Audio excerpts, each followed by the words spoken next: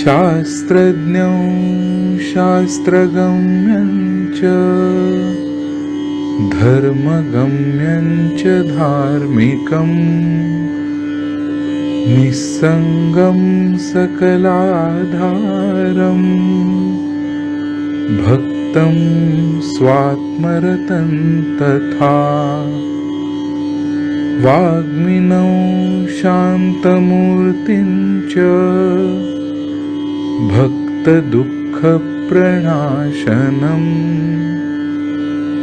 योगिनं माधवानन्दं सोऽहं रूपं नमाम्यहम्।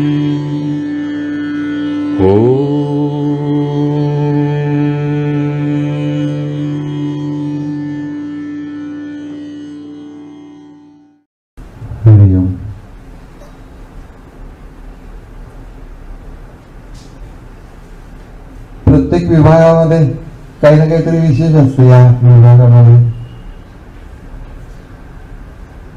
सगळीकडे प्रसिद्ध जो श्लोक आहे, ब्रह्मणी आदाय कर्माणि संगम त्यक्त्वा करोति लिप्यतेन पापेन पद्मपत्र विवांबसा. पद्मपत्र विवांबसा म्हणजे पाण्यामध्ये असलेलं जे कमळाचं पान असतं ते पाण्यात असून त्याला पाणी चिकटत नाही किंवा ते पाणी ओलं होत नाही. तशा प्रकारे संसारामध्ये राहून अशा प्रकारची व्यक्ती जी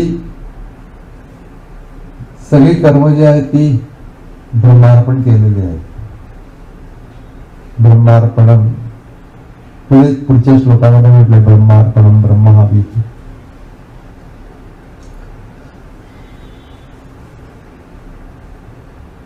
म्हणजे कर्म ब्रह्मार्पण करायचं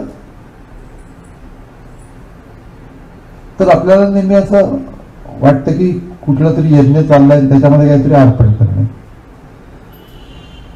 तसं पण डोळ्यासमोर ठेवूनच म्हटलेलं की ब्रह्मार्पण. अर्पण या शब्दाचं ब्रह्माला अर्पण असं त्याचा अर्थ नाहीये. अर्पण म्हणजे एक लांब दांड्याची पळी असते. ते जेणे पेटवतात ना त्यावेळेला त्याच्यामध्ये तूप घालत असतात. तर तूप घालताना हाताला वाजू नये म्हणून एक लांब दांड्याची पळी असते, तिला अर्पण असं म्हणतात. तर आपल्याला असं वाटतं की ब्रह्मार्पण म्हणजे ब्रह्माला अर्पण, असं नाहीये. अर्पण हे ब्रह्म आहे. म्हणजे ही जी पळी आहे हे पण ब्रह्म आहे असं त्याचा अर्थ आहे. त्यामुळे आपल्याला नेहमी असं वाटतं की ब्रह्माला अर्पण कुठं करणार आपण. तर ब्रह्माला अर्पण करण्याचा प्रश्न नाही. समजून नाही घेतलं तर काय होतं हे ह्याचं उत्कृष्ट उदाहरण आहे. नेहमी असं वाटतं की ब्रह्मार्पणम कृष्णार्पणम म्हणतो ना तसं ब्रह्मार्पणम तसा इथं अर्थ नाहीये. अर्पण करण्याची पळी हे पण ब्रह्म आहे. त्याच्यानंतर जे अर्पण करतो जे द्रव्य हवी तेही ब्रह्म आहे. ब्रह्मार्पणम ब्रह्म हवी. त्याच्यानंतर जे अग्नीत अर्पण करतो तो पण ब्रह्म आहे. ब्रह्माग्नो जे अर्पण केलं गेलेलं आहे उत्तम ते ब्रह्म आहे. आणि ब्रह्म व ते जातं कुठे तर ब्रह्मातच जात. ब्रह्मकर्म समाधीना. आणि करणारा जो हा ब्रह्मकर्म करणारा तो पण ब्रह्मरूपच आहे. कर्ता ब्रह्मरूप आहे. हे सगळं यज्ञ कल्पनेला धरून हे सगळं मांडलेलं आहे. पूर्वीच्या काळामध्ये ज्या वेळेला व्यासांचा काळ होता, श्रीकृष्णांनी ज्या वेळेला गीता सांगितली त्या काळामध्ये फार मोठ्या प्रमाणावरती यज्ञिक कर्म काढणं चाललेलं असतं. काही झालं की यज्ञ करायचे. आता त्या मानाने थोडंसं कमी आहे. आता फक्त लग्नाच्या अगोदर गृह मग खरं एवढंच. आणि मख या शब्दाचा अर्थ यज्ञ असा आहे. गृहयज्ञ असं त्याचा अर्थ आहे. तर तेवढं सोडून सहसा फारसे यज्ञ करत नाही. पण पूर्वी आता दुसरी काही एंटरटेनमेंट नसते. कारण पोरा बाळांना सुद्धा शेवटी मजा कशात तरी वाटली पाहिजे. नेहमीच आपलं रुटीन नाही त्याच्यात. आमच्याकडे काय आता येत नाही असं.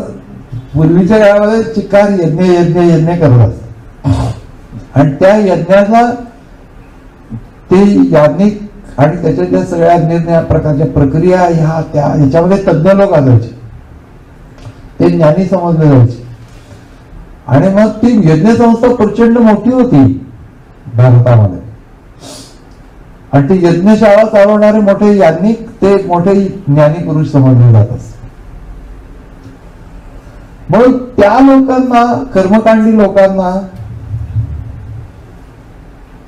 जर का दुखावलं तर ते सगळं बंद पाडतील तुमचं काम. कारण की मोठी सिस्टीमच होती त्यावेळेला. म्हणून भगवद्गीतेमध्ये ठिकठिकाणी यज्ञ यज्ञ यज्ञ यज्ञ आलेलं हे सगळ्यांनी त्यावेळेचं यज्ञ संस्था. पण कुठलाही यज्ञ सांगितलं नाही गीतेमध्ये. याज्ञिक लोकांना एवढंच पाहिजे की यज्ञ सांगितलंय का त्याच्यामध्ये. हो यज्ञ सांगितलं बस. मग ते यज्ञ म्हणून त्यांनी काय काय पुढे 4थ्या अध्यायामध्ये काय काय सांगितलं तुम्ही यज्ञ म्हणून ते बघा की संयम पाळणं हा यज्ञ आहे. कमी खाणे हा यज्ञ. अशा निरनिराळ्या गोष्टी ज्या आहेत ते यज्ञ आहे. त्याच्यानंतर प्राणायाम करणे यज्ञ आहे. त्याच्यानंतर ध्यान करणे हा यज्ञ आहे. अशा प्रकारे सगळी जी उपासना आहे ती उपासनाच यज्ञ यज्ञ यज्ञ म्हणून सांगितलं. आत्मसंयम योगाग्नो जीवते ज्ञान दीपिते असं तरी जे आहे त्याचा अर्थ ध्यान. बाकी काय नाही. म्हणजे एकदा ते समजून घेतलं म्हणजे आपल्याला लक्षात येतं की काही यज्ञ नावाची काही प्रकार करायला सांगितला अशातला भाग नाहीये. किंवा सर्व प्रकारची कर्मकांड गीतेने उडूनच झालेली. खरं जर का ओव्हरव्ह्यू घेतला आपण तर कुठलंही कर्मकांड गीतेने सांगितलं नाही. सोपी पद्धत सांगितलंय. पत्रम पुष्पम फलम तव्यम. पत्र पुष्प फळ पाणी काहीतरी अर्पण कर बास. बाकी काही नाही.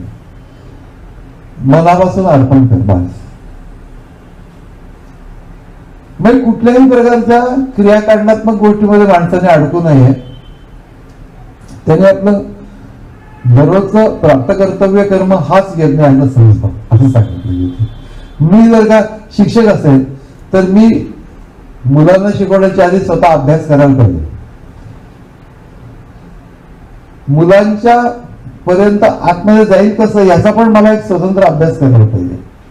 आणि ते सगळं मिळून माझं यज्ञकर्म होतं. प्रत्यक्ष करण्याच्या पूर्वीची तयारी आणि प्रत्यक्ष करणं.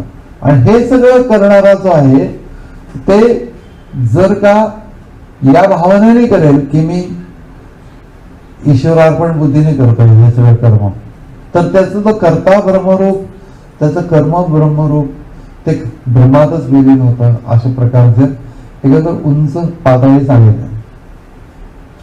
या सगळ्या गोष्टी ज्या इथं गीतेमध्ये सांगितल्या जातात त्या आपल्याला नेहमी असा प्रश्न पडत असतो की हे आपण काही करू शकणार आहोत का. तर दररोज करण्याच्या गोष्टींच्या बद्दलच सांगितलेलं आहे की ब्रह्मरूप करता कसा होईल.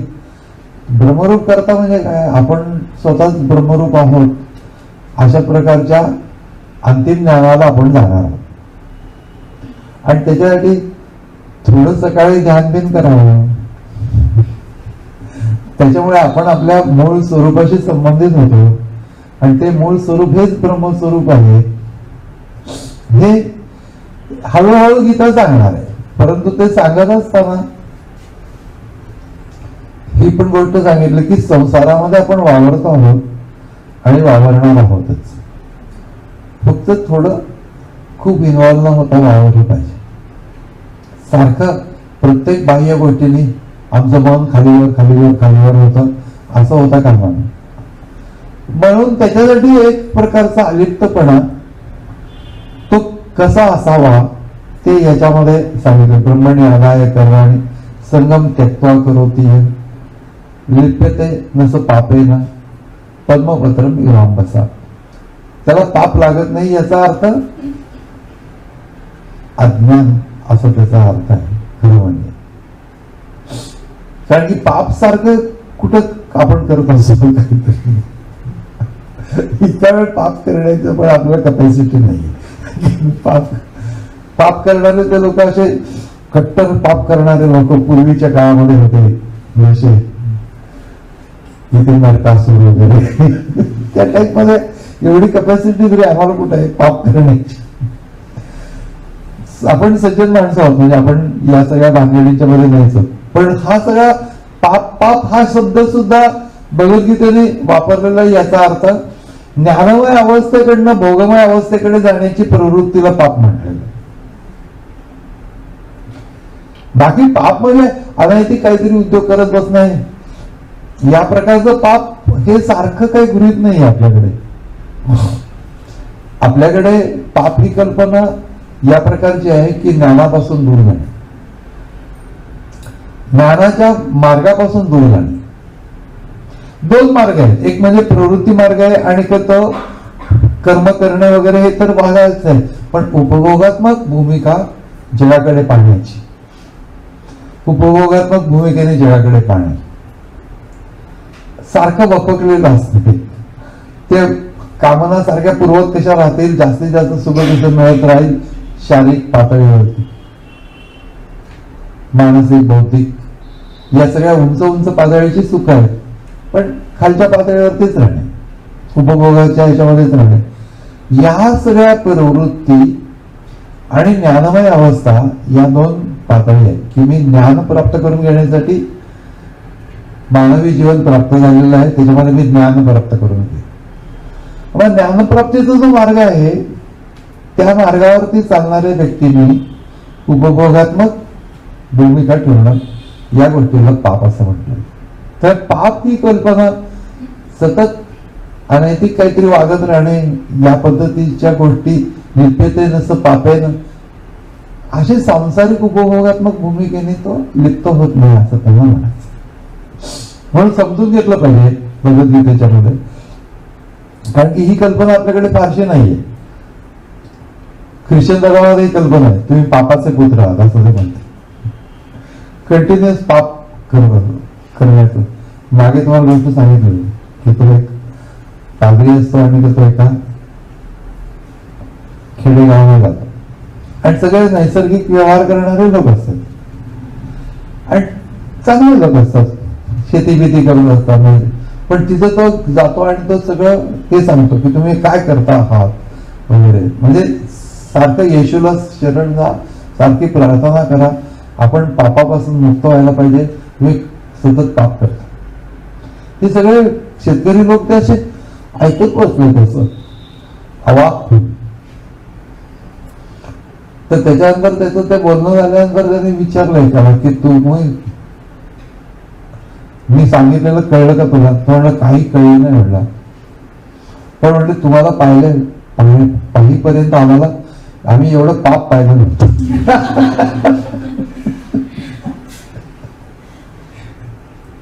कंटिन्युअस पाप. तुम्ही पापाचे पुत्र आहात. तर रामतीर्थांना विचारलं होतं की तुमच्या हिंदू धर्मात आमच्यात काय फरक आहे? ते म्हणलं की तुमच्या धर्मात असं म्हणलं की तुम्ही पापाचे पुत्र आहात आणि आमचा धर्म असं सांगतो की तुम्ही अमृताचे पुत्र. अमृतत्व तेच आपलं मूळ स्वरूप आहे. आपल्या आतमध्ये असलेले चैतन्य हे सरळ सरळ अमृत तत्वच आहे, असं आमचं तत्वज्ञान आहे. म्हणजे स्वतःला कमी लेखणं, विवेकानंदाचं म्हणत आहे की स्वतःला कमी लेखणं याच्यापेक्षा मोठं पाप नाही. माणसाने स्वतःला कमी कधी लेखू नये. मी बेटर माणूस आहे वगैरे, किती वाईट आहे वगैरे असं स्वतःच्या बाबतीत कधी भावना करू नये. दुसऱ्याच्या बाबतीत पण करू नाही शकत. दुसऱ्याच्या बाबतीत एक वेळी केली तर चालेल, पण सगळ्या बाबतीत मुळीच करू. कारण की त्याला उन्नत व्हायला मार्गच नाही. मग मानसिकदृष्ट्या तुम्ही खड्ड्यातच गेलात एकदा की कोण काढणार तुम्हाला बाहेर? तुम्ही जाऊ नका ना खड्ड्यामध्ये. चांगलं इलेव्हेटेड स्टेट ऑफ माइंड मध्ये राहायला पाहिजे. पण पापेनं असा शब्द ज्या वेळेला येतो त्यावेळेला तुम्ही कधीही लक्षात ठेवा की पापापासून याचा अर्थ उपभोग प्रवृत्तीपासून, कारण की ज्ञानमार्ग सुटून जातो, बाकी काही नाही. उपभोग घेऊन आहेत कुठल्याच गोष्टीचे अशी काही भगवद्गीतेची भूमिका नाही, नैसर्गिक आहे. चांगला एखादा जर का काहीतरी चांगला पदार्थ असेल तर खावाचं वाटणार, त्याच्यामध्ये फार मोठं पाप नाहीये, पण सारखं डोक्यामध्ये ते उपभोगात्मक चक्र चालणं आणि त्यांनी तुमचं कर्मावरचं लक्ष ओढणं, त्याच्यानंतर सारखं मन वकवकलेलं राहणं, ही गोष्ट करण्यामुळे तुम्ही एक तर दररोजचं स्वास्थ्य घालवता आणि दुसरी गोष्ट म्हणजे तुम्हाला उद्देश मिळत नाही जीवनाला. उपभोग घेणं हाच उद्देश, मोठेपणा मिळवणं हाच उद्देश, हे उद्देश नाही. ज्ञान प्राप्ती हा उद्देश आहे. आणि की तुम्ही जे कर्म करताय त्यातनं आनंद घेणे, जो काही मी कर्म करतोय ज्या कर्माच्या क्षेत्रामध्ये त्या कर्माच्या क्षेत्रातला आनंद घेणे. चांगलेच आहोत आम्ही, चांगल्याच ठिकाणी वागतो आहोत, राहतो आहोत, सगळे चांगले संस्कार आमच्यावरती आहेत, विचार आहेत. वाईट काय ते आम्हाला कळत आहे, त्याच्या मार्गात आम्ही नाही, पुरेच आहे. ही एवढी शिदोरी आपल्याला पुरेल ज्ञानप्राप्तीसाठी. म्हणून मग डायरेक्ट ज्ञानप्राप्तीचा प्रयत्न, शांतपणाने बसणे, आत्मतत्वाचा वेध घेणे, ही उपासना आणि कर्म करणे दररोजचं. आणि छान असतं, आपण कर्म नाही करायचं म्हटलं आपल्याला असं वाटतं की काय सगळं सोडून जाणे. म्हणून भगवद्गीतेने इथे जी आपण आज सुरुवात केली, वेयस्य नित्य संन्यास एवढ दृष्टी न कांक्षत निर्द्वंद्व हि महाभाव सुखम बंधात प्रवचते. नित्य संन्यासी हा कन्सेप्ट गीतेने मांडला. संन्यासी म्हटलं की लगेच ते कपडे, विशेष करून नगवे कपडे, आणि तो सगळं सोडून चाललेला आहे, हातात दंड आणि कमंडलू. पिक्चर मला बरं वाटतं, पण घेऊन चला तुम्ही एकदा, मग तुम्हाला 5-10 मिनिटानंतर काय करायचा प्रश्न पडतो. आपल्याला लागलेल्या ज्या सवयी आहेत त्याच्यामध्ये दंड कमंडल, जेवायचं कुठे, झोपायचं कुठे, सगळं प्रॉब्लेम आहेत ना. पिक्चर मध्ये ते सगळं ठीक दिसत, पण ते प्रकारचा आश्रम संन्यास गीतेने, म्हणजे ती गोष्ट खूप रिडिक्यूल केलेली नाहीये, परंतु गीतेने आत्मज्ञानाच्या साठी म्हणून त्या व्यक्तीने त्याच्या कर्मक्षेत्रात राहावं असंच प्रतिपादन केलं. त्यावेळेस तो कर्मसन्यासात कर्मयोग विशेष, कर्मसन्यासापेक्षा कर्मयोग करणे हा विशेष आहे, अशी गीतेची धारणा आहे. म्हणून संन्यास आश्रम आणि त्या याच्यामध्ये असलेली, अर्जुन म्हणत होता की मी संन्यास घेतो, मी जातो वगैरे, मी युद्ध नको म्हणून. तर ते सगळे त्याचा मोडून काढण्यासाठी भगवानाने सांगितलं की संन्यास म्हणजे काय ते समजून घे. संन्यास ही ज्ञानमय अवस्था असते, आणि ती ज्ञानमय अवस्था, कधीतरी ज्ञानमय अवस्था ध्यान करत असतो तेवढपर्यंत ज्ञानमय अवस्था, आणि मग त्याच्यानंतर अज्ञानमय अवस्था, असं नाही. नित्य संन्यासी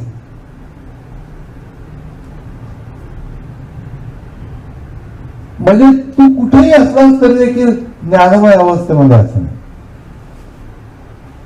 म्हणून संन्यास आणि सांख्य ह्या दोन्ही गोष्टी एकच आहेत असं भगवद्गीतेने प्रतिपादन केलं. म्हणून संन्यास ही ज्ञानमय अवस्था अशा भूमिकेमधनं गीतेने मांडली आहे, जी कोणीही तशी मांडली नाही. आणि संन्यास म्हणजे वस्त्र विशिष्ट घेऊन निघून जायचं संसार सोडून, तशी भूमिकाच नाही. गीता असं म्हणते की तुम्ही जिथं तुम्ही तुमचं मन घेऊन जाता तिथं तुम्ही संसार घेऊन जाता. मनातच सगळा संसार आहे, मन सोडून जातच नाही तुम्ही, त्यामुळे संसार तुम्ही बरोबर घेऊन फिरत असता. तर तुम्ही कुठल्याही आश्रमामध्ये जा, तुमचा संसार चालूच राहतो. नित्य संन्यासी, मी माझी ऐसी आठवण विसरले जे असे अंतःकरण पाहता तो संन्यासी जाणं निरंतर. ज्ञानेश्वर महाराज. मग या सगळ्या गोष्टीतनं सुटू केव्हा आम्ही, या सगळ्या गोष्टीतनं सुटून ज्ञानमय स्थितीमध्ये आम्ही जाऊ केव्हा, ती स्थिती प्राप्त करून घेण्याच्यासाठी ती स्थिती काय आहे हे सांगतात. की त्याचा प्रॅक्टिकल ऍस्पेक्ट आहे तो 6व्या अध्यायामध्ये सांगितलं की काय करा. आत्मसंस्थ मनुकृत्वा न किंचित अपि चिंतेत, आत्मस्वरूपावरती राहणे. पण त्याच्या अगोदर हे सांगितलं होतं की काय अवस्था असू शकते. पाण्यामधल्या पद्मपत्राप्रमाणे तो संसारामध्ये राहून संसारामध्ये अलिप्त आहे. अलिप्त आहे म्हणजे तो त्याचा लेप लावून घेत नाही. प्रत्येक गोष्टीचा वासनात्मक लेप त्याच्या अंतःकरणाला लागेल. अलिप्त आहे याचा अर्थ कशाशी तो संबंधित राहत नाही. तिकडे काय आग लागो अजिबात अलिप्त आहे अशी काय भूमिका नाही. घरातल्या कोणाशी काय नाही, अलिप्त आहे असं वागून चालणारच नाही. लोक बाहेर काढतील आपल्याला अलिप्तच हो म्हणून. अलिप्त याचा अर्थ त्या सगळ्या गोष्टीमध्ये आहे, त्या गोष्टी करत आहे, पण त्याचा वासनात्मक लेप आपल्याला लागत नाहीये. अशा प्रकारची भूमिका. आपण आपला मार्ग सोडून पलतीकडे जात नाही. अशा प्रकारची भूमिका साधक भूमिका आहे आणि कधी सिद्धतेकडे चाललेली आहे. सिद्ध म्हणजे आणि त्याचं त्या मॅच्युरिटी पिरियडच्या मध्ये तो उन्नत होत जातानाच ते दर्शन आहे किंवा तो कसा वागतो. अशा रीतीने आपण पण ही गोष्ट बघितली पाहिजे, अंडरस्टँड केली पाहिजे की सिद्धावस्थेकडे जायचं असेल तर काय काय क्वालिटीज असायला पाहिजे. तर आपलं कर्म उत्कृष्ट करायला पाहिजे. ज्ञानमय भूमिका सोडता कामा नये. थोडक्यात म्हणजे तो मार्ग सोडता कामा नये. आणि तिसरी गोष्ट म्हणजे प्रत्येक गोष्टीत विलक्षण इन्व्हॉल्व्ह होणे. कर्म करताना इन्व्हॉल्व्ह होणार आहे, परंतु बाकी सगळ्या आसक्ती आमच्या अंतःकरणामध्ये येणार नाही. त्या सगळ्या भूमिमय प्रवृत्ती आमच्या अंतःकरणामध्ये येणार नाही. खूप मोठ्या प्रमाणामध्ये ज्ञानाची भूमिका सोडून आम्ही उपभोगात्मक भूमिकेमध्ये जाणार नाही. अशा प्रकारच्या अवस्थेमध्ये स्वतःला ठेवणे एवढंच त्याच्यामध्ये सांगायचं आहे. पण ते ज्या वेळेला आम्ही गीतेच्या शब्दांमधून ऐकतो त्यावेळेला त्याला एक प्रकारचा असा डेप्थ असते. नित्य संन्यासी, नित्य संन्यासी म्हटलं की असं एकदम असं अलर्ट व्हायला होता. अरे ही काहीतरी वेगळी गोष्ट आहे, कारण की संन्यासी माहिती आहे पण नित्य संन्यासी म्हणून असं त्याची एक स्वतःची प्रेझेंटेशनची आणि एकंदरीत विचाराची डेप्थ भगवद्गीतेच्या मध्ये माणसाला सगळ्या आपल्यासाठीच दिलेली होती की तुम्ही या डेप्थनी विचार करा. श्रीकृष्णांची डेप्थ प्रगट करायची असं काही भूमिका नाहीये की त्यांना किती नॉलेज होतं हे त्यांना प्रगट करायचं होतं. काहीच गरज नाहीये. त्यांना आपल्यासाठी दिलेलं आहे ते की तुम्ही या भूमिकेतनं विचार करा. म्हणून भगवद्गीता हे जीवन जगण्याचं शास्त्र आहे, जीवनापासून दूर जाण्याचं शास्त्र नाही. आणि ते सगळे हे श्लोक सांगतात की प्रॅक्टिकल आस्पेक्ट काय आहे ते बघा, प्रिन्सिपल काय आहे बघा आणि त्याचा प्रॅक्टिकल आस्पेक्ट. नुसता प्रॅक्टिकल आस्पेक्ट बघू नका, प्रिन्सिपल पण बघा. आणि नुसतंच प्रिन्सिपल बघू नका, प्रॅक्टिकल आस्पेक्ट पण बघा. या दोन्ही गोष्टीचं कॉम्बिनेशन म्हणजे भगवद्गीता आपण चिंतन करताना. मग आपण पुन्हा पुन्हा हे का अभ्यास करतो, वेगळे वेगळे श्लोक अभ्यास करायला त्याच्याकडे प्रत्येक याच्यामध्ये वेगवेगळी गोष्ट आम्हाला मिळते की ही गोष्ट आम्ही धारण करायला पाहिजे, त्या दृष्टीने आम्ही प्रयत्न करायला पाहिजे. कारण की शेवटी सामान्य पातळीपासून उंच पातळीवरचं जीवन जगणे हा प्रत्येक माणसाची इच्छा असते की आपण उंच पातळीवरचं जीवन जगावं. अगदी वाईटात वाईट अवस्थेमध्ये असलेल्या व्यक्तीला सुद्धा ती अवस्था छान आहे असं वाटत नसतं. तिला असं वाटत असतं की अधिक उन्नत पातळीवरती जीवन जगावं. आपण ज्या पातळीवर त्याच्यावरती जायला पाहिजे. आपण खालच्या पातळीवरती सहज जाऊ शकतो माणूस, पण ती गोष्ट त्याला त्रासदायक होते. काय त्रासदायक होते? लाच घेतली तर काय हरकत आहे? जर का एका प्रकारची उन्नती झालेली असेल माणसाची तर तो जर का त्या पातळीवर जायचा भयंकर मानसिक त्रास होईल त्याला. याचं कारण की त्याची पातळीच नाहीये ती. म्हणजे त्या पातळीवरती आहेत त्या पातळीवरती असतील म्हणजे लोक असतातच त्या पातळीवरती, पण माझी नाही आहे ती पातळी, मी ते नाही करू शकत. म्हणून मला असं वाटतं की ते मार्ग छान आहेत का?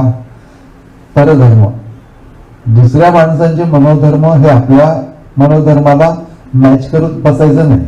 परधर्म भयावा असं भगवद्गीता म्हणते. माझी जी काही उन्नती झाली तिथून जास्ती उन्नत अवस्थेकडे जात राहणे आणि हाच मार्ग आहे. आणि त्याच्यावर आपण गीता नित्यपाठ करण्याचं कारण, त्याच्यामध्ये असलेल्या त्या श्लोकांचं अंतर्मन बनवण्याचं कारण हे आहे की ते आम्हाला एक मेसेज देतात की असं करता येईल, असं करता येईल. करा किंवा केलंच पाहिजे असं काही आग्रह करत नाही, पण असं करता येईल असा विचार आहे. आणि शेवटी इट इज युअर चॉईस. तुम्हाला जे करायचंय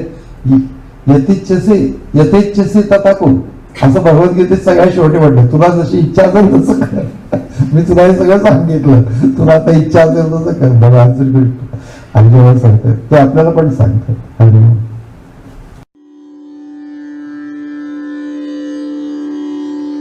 यस्य स्मरणमात्रेण